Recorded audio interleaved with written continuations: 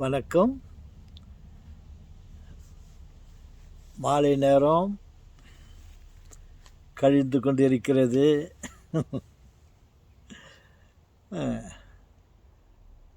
என்னுடைய பள்ளி அனுபவத்தில் ஒரு நிகழ்ச்சியை சொல்ல ஆசைப்படுகிறேன். என்ன தாத்தா நீங்கள் அந்த சின்ன வயசில் பள்ளியில் படித்ததெல்லாம் இன்னும் ஞாபகம் வச்சுக்கின்னு எங்கக்கிட்ட இவ்வளோ அழகாக சொல்கிறீங்களே. எங்களுக்கு பள்ளியில் முன்ன நடந்ததெல்லாம் என்ன ஆச்சு ஏதாச்சுன்ற விஷயங்கள்லாம் நாங்கள் மறந்துட்டோம். நீங்கள் நிறையா எத்தனையோ அனுபவம்லாம் சொல்கிறீங்களே அப்படின்ட்டு அவங்க என்னை கேட்டாங்க. ஓகே, மனசில் வந்ததை சொல்கிறோம். ஏன்னா நான் இந்த வீடியோவை ஆரம்பித்தது என்னுடைய பழைய அனுபவங்கள், கடந்த கால அனுபவங்கள் அதை பற்றி பேசும்போது நான் எனக்கு நடந்தது, நான் இப்படி பண்ணேன், நானுன்னு சொல்லி அந்த நான் என்ற வார்த்தையை அதிகமாக பயன்படுத்திட்டுருக்கிறேன். தயவுசெய்து ஞாபகப்படுத்தி கொள்ளுங்கள். என்னுடைய கடந்த கால வாழ்க்கையில் நடந்த விஷயங்களை நான் சொல்லி கொண்டு வருகிறேன். சிலர் நீங்கள் பேசும்போதெல்லாம் நான் பண்ணேன், நான் செய்தேன், நான் இதை அனுபவித்தேன், நான் சொல்கிறீங்களே அப்படின்னு என்னை குறிப்பிட்டாங்க. ஒருவேளை உங்களுக்கும் அந்த மாதிரி நினைக்கலாம். என்ன தாத்தா நான் என்னுடைய அனுபவம் அது ஆக எனக்கு இப்படி ஆச்சு அப்படி ஆச்சு, நான் இப்படி பண்ணேன் சொல்கிறீங்களேன்னு நினைக்கலாம். மறுபடியும் நினைவுபடுத்துகிறேன். எனக்கு ஏற்பட்ட அனுபவங்களை சொல்லும்போது நான் அன்றைக்கி அங்கே போயிருந்தேன், எனக்கு இந்த மாதிரி நிகழ்ச்சி ஆச்சு, நான் இப்படி அதை சமாளித்தேன், இப்படி சாதித்தேன் அப்படின்னு சொல்லிட்டு நான் என்னை பற்றி குறிப்பிட வெளியாக வருது இல்லையா, அதுக்காக நான் என்னுடைய பள்ளி அனுபவம் நான் அப்படி பண்ணேன்னு சொல்லிடுறேன் இல்லையா. தயவுசெய்து தப்பாக நினைக்காதீங்க. ஓகே, கண்டிப்பாக நினைக்க மாட்டீங்க. என்னுடைய அனுபவத்தை சொல்லும்போது நீ மற்றவங்கள பற்றியா என்னால் சொல்ல முடியும்? அவங்களுக்கு ஏற்பட்ட அனுபவத்தை என்னால் யூகிக்க முடியாது. கற்பனை பண்ணி நான் அவங்கள பற்றி அவன் அப்படியா நான் இப்படி பண்ணான் இப்படி நினச்சிருந்தான் அப்படின்லாம் சொன்னால் அதெல்லாம் உண்மையிலேயே உண்மைக்கு நேரான உண்மைக்கு மாறுபட்டது தானே. எனக்கு நடந்தது நான் தானே சொல்ல முடியும். அந்த விஷயங்களை நான் அன்றைக்கி போயிருந்தேன், நான் வந்தேன், நான் இப்படி சாதித்தேன், இப்படி திங்க் பண்ணேன்னு அந்த நான் என்ற வார்த்தையை அதிகமாக பயன்படுத்தியிருக்கிறேன். தயவுசெய்து தவறாக கருத்து கொள்ளாதீர்கள். ஓகே, அப்புறம் சொல்லுங்க தாத்தா, நாங்கள் அப்படியெல்லாம் நினைக்க மாட்டோம். நீங்கள் என்ன சொன்னாலையும் நாங்கள் ரொம்ப பெருந்தன்மையாக தான் எடுத்துக்குவோம் அப்படின்றீங்களா? நன்றி. ஒரு காலத்தில் ஒரு ஆராய்ச்சியாளர், நான் இல்லை, ஒரு சயின்டிஸ்ட், ஒரு ஆராய்ச்சியாளர் இப்போது நம்ம போயிட்டு இந்தியாவை கண்டுபிடிக்கணும், இந்தியா எங்கே இருக்குதுன்னு கண்டுபிடிக்கணும், அங்கே இருக்கிற மக்களெல்லாம் எப்படி இருக்கிறாங்கோ அப்படின்ட்டு ஆராய வேண்டும்னு அவர் வெளியே வந்தாராம். கடல் பயணம் இதில் எங்கேயோ போயிட்டு ஒரு நாட்டை கண்டுபிடிச்சிட்டாராம். ஓ, இந்தியாவை கண்டுபிடிச்சிட்டோம் அப்படின்னு சொல்லிட்டு ரொம்ப சந்தோஷமாக அங்கேருந்து ஷிப்லேருந்து இறங்கி அப்படி போய் பார்த்தா அங்கே எல்லாம் சகுப்பாக ரெட்டாக இருந்துக்கிறாங்க ஜனங்கள்லாம். ஓஹோ, இந்தியன்ஸுங்கள்லாம் ரெட்டாக இருக்கிறாங்கோ, சிகப்பாக இருக்கிறாங்கோ, அப்போ இவங்களுக்கு நம்ம red Indians are red colour, red இண்டியன்னு பேர் வச்சாராம். நடந்தது என்னென்னா, அவர் எங்கேயோ அமெரிக்காவோ வேறு ஏதோ ஒரு வெள்ளைன்னு இருக்கிற நாட்டுக்கு எங்கே போய் இறங்கிட்டுருக்காரு. அவர் நினச்சிக்காரு, இதுதான் இந்தியாவில் இருக்கிறவங்களாம் சிகப்பு கலர், ரெட் இண்டியன்ஸ்ட்டு அவர் எல்லாருக்கும் தெரிவிச்சிட்டாராம். அப்படி இருக்கும்போது ஒரு முறை எங்களுடைய பள்ளியில், எங்களுடைய மாகாணத்தில், நான் படித்தது திருப்பத்தூர் அல்ல இருந்த ஒரு பள்ளிக்கூடத்தில் படித்தேன்.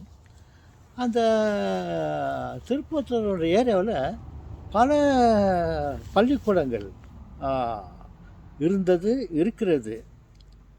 அதற்காக உழைத்த அந்த தலைவர்கள் பள்ளிக்கு முதலிடம் கொடுத்து நிறைய எங்கே பார்த்தாலும் பள்ளிக்கூடங்களை நிறுவினார்கள். அப்போது இந்த பள்ளிக்கூடங்களின் நாள், மாணவர் தினம் அப்படின்ட்டு ஏதோ ஒன்று ஆரம்பித்து ஒரு பள்ளிக்கூடத்துலேயும் ஒரு சிறப்பு நிகழ்ச்சிகளை தயாரிச்சுக்கின்னு வந்து இந்த தலைமை பள்ளி,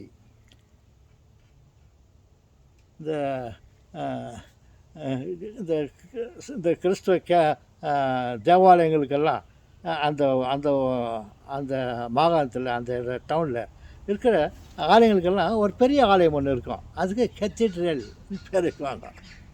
அந்த மாதிரி பல விஷயத்தில் பல பெரிய இதெல்லாம் இருக்குது. இந்த மாதிரி இந்த பள்ளிக்கு சம்மந்தப்பட்ட பள்ளிகளுக்கு ஒன்றுக்கு வந்து தலைமை பள்ளி பேர் இருந்தது. அவங்க சொன்னாங்க எல்லா பள்ளிகளும் அவங்க சிறப்பு வந்து இங்கே காட்டணும்னு சொல்லிட்டு அவங்க பெரிய மைதானத்தில் ஏற்பாடு பண்ணியிருந்தாங்க. அப்போ எங்கள் பள்ளியில் வந்து நம்ம வந்து ஒரு ஒரு ரெட் இண்டியன் பழைய கதைகளை எதோ வச்சுக்கின்னு ரெட் இண்டியன் மாதிரி ஒரு ஆக்டரை நம்ம உருவாக்கணும்.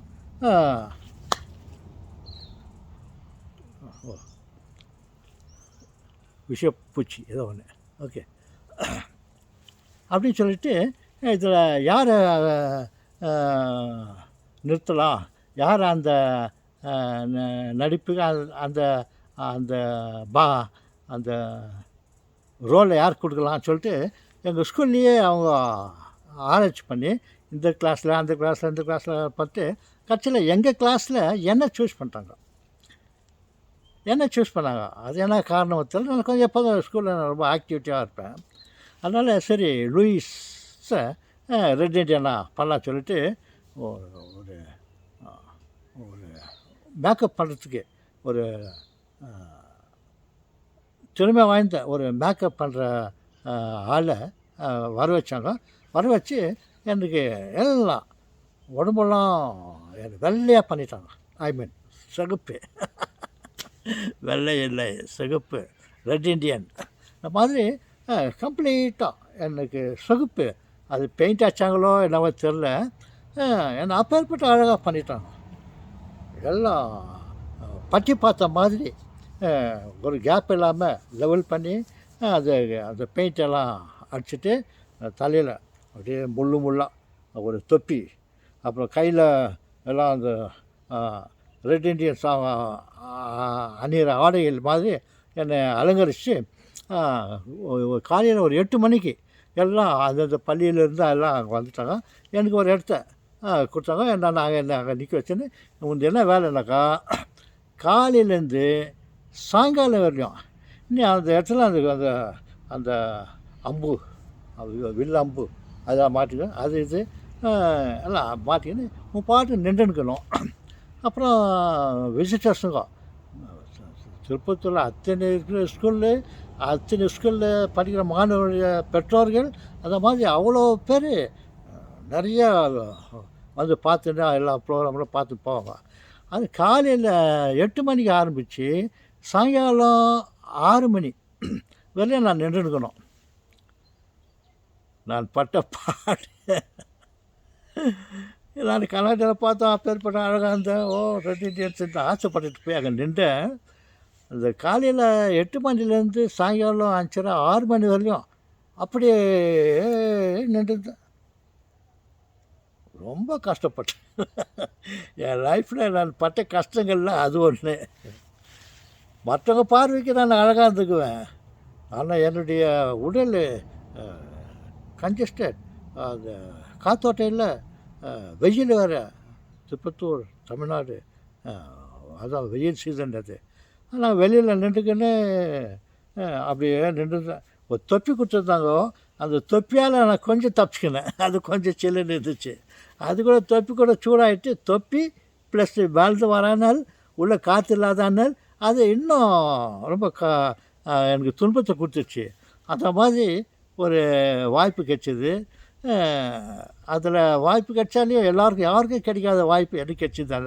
அந்த ஸ்கூல்லையே அந்த வாய்ப்பு கிடைச்ச மாதிரி எனக்கும் நான் சில துன்பத்தெல்லாம் அனுபவித்தேன். அதை உங்கள்கிட்ட நான் சொல்கிறேன். இந்த மாதிரி எனக்கு ஒரு இது கிடச்சிது. இனிமையில் வறுமையிலே இனிமை காண முடியுமா இல்லை அந்த மாதிரி ஒரு இன்பத்திலும் ஒரு துன்பத்தை அனுபவித்த நாள் ஒன்று கடந்து விட்டன. அதை பற்றி உங்களுக்கு சொல்கிறேன். வணக்கம். நான் யார்? Red Indian. ஓகே உறவுகளே, வணக்கம்.